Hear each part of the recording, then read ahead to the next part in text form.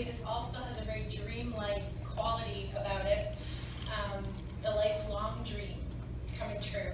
And I remember meeting Raquel when we were about 6 or 7 years old. That was only like 20 years ago, right? And she told me then, I think it was one of the first conversations that we had, was that she was going to be a writer. And it was something that just emanated from her. You could just feel it. You just knew that it was going to happen, that it was a matter of fact. And if you've ever seen Raquel when she's determined or passionate working on her personal endeavors, I'm sure you all also knew that this day would come. If you haven't yet read Hamartia, you are in for a real treat. Kirkus, which is basically the New York Times of book reviews, has said, Rich spins an ambitious and imaginative concept into a plot that's full of fantastically complicated twists. Raquel, we are all waiting with bated breath for the sequel and watching with anticipation as your life as an author takes flight.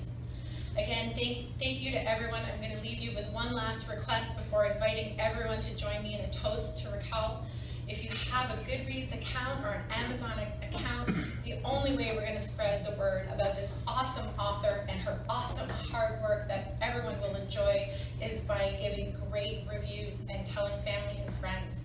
So if everyone can just raise your glass, I'm going to try not to make the microphone go crazy.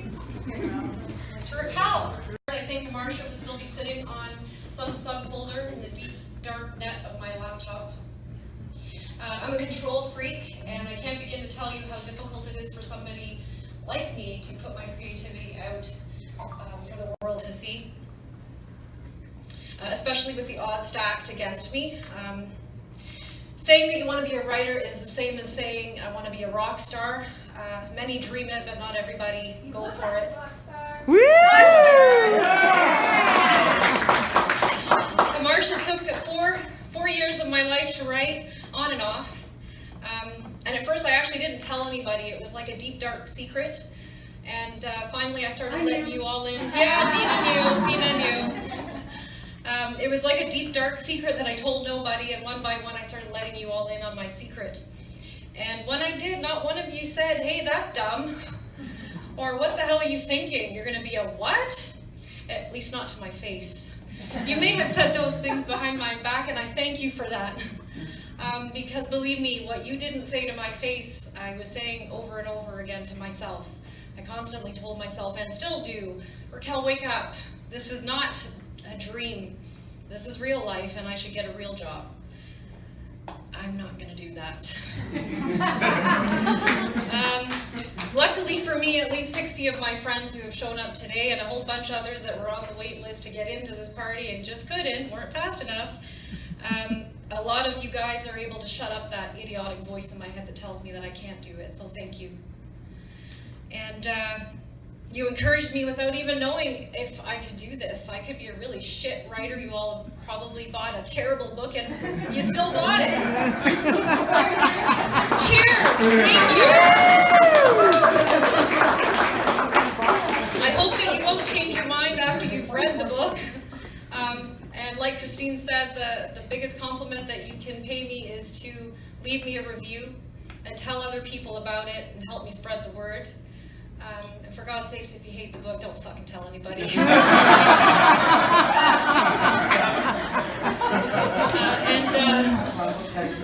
Like nobody. We're not friends. Yes, and on that note, I do have a small passage that I've chosen to read somewhere.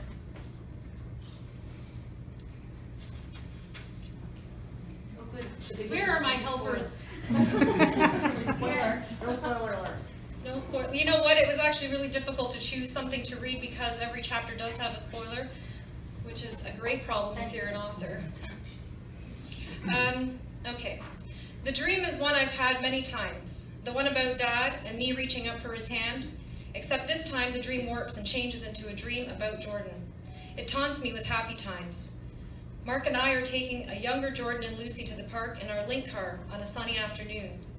Back then, we didn't have a lot, but what we did have was good. Our small container home in the once densely populated Toronto was modest, but we owned it. We were a young family and a happy one, weren't we? Jordan chases Lucy around the abandoned park. It was once filled with families and children like our own before the metagenesis crisis began to spread like wildfire. But Mark and I still liked coming with Jordan to keep things normal. That is, until Mark and I fell apart. Gracie, I hear. Dad?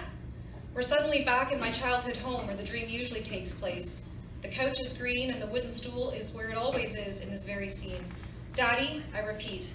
I can hear him calling my name and I try to grasp it, hold on to it. But the more I try to hold it, the louder the knocking becomes. Wait, knocking? That's not usually part of the dream. I wake up to the sound of my headache knocking. What the hell? That's not my headache, it's the door. Who the hell? I roll off the couch where I've slept every night since Mark left and tell the music to shut off. It's been putting me to sleep in his absence. The knocking is persistent. I'm coming! I hear ya! I shout. I just want to silence the pounding. My head is killing me.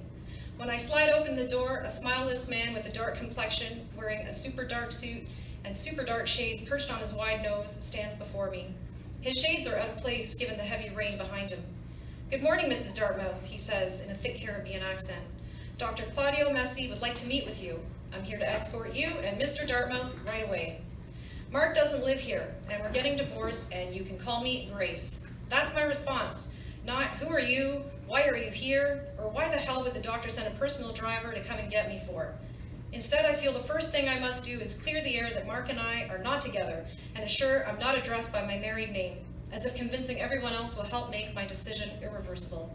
We can pick him up on the way. I will wait in the link car for you to get yourself... He lifts his glasses up to look me up and down. Cleaned up. I must reek of booze. I was feeling really down last night. Almost done. At his look, I wrap my knitted sweater around me tighter and cross my arms in defense. This is very unusual. What does the doctor want to see us for again?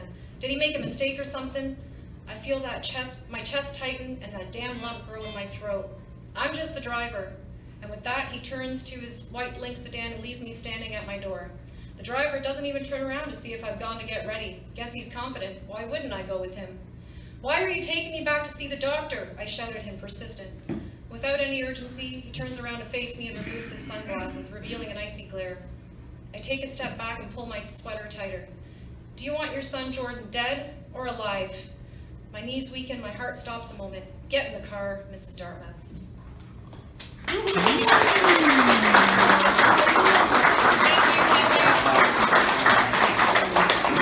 So with that, I think we want to do the draw. Are we doing a draw? Yeah, before the draw. Before that. Just one more thing. Amina, can you?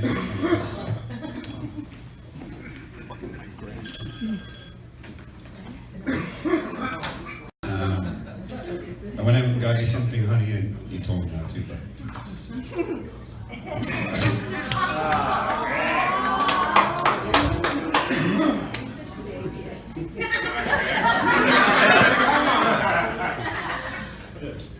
Dusty? I'm so proud of you.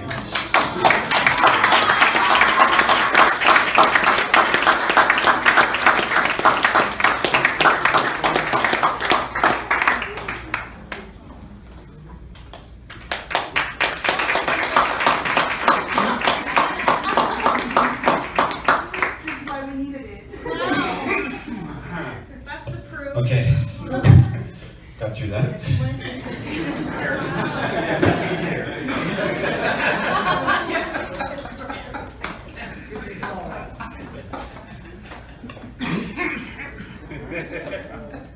Let's give someone some money.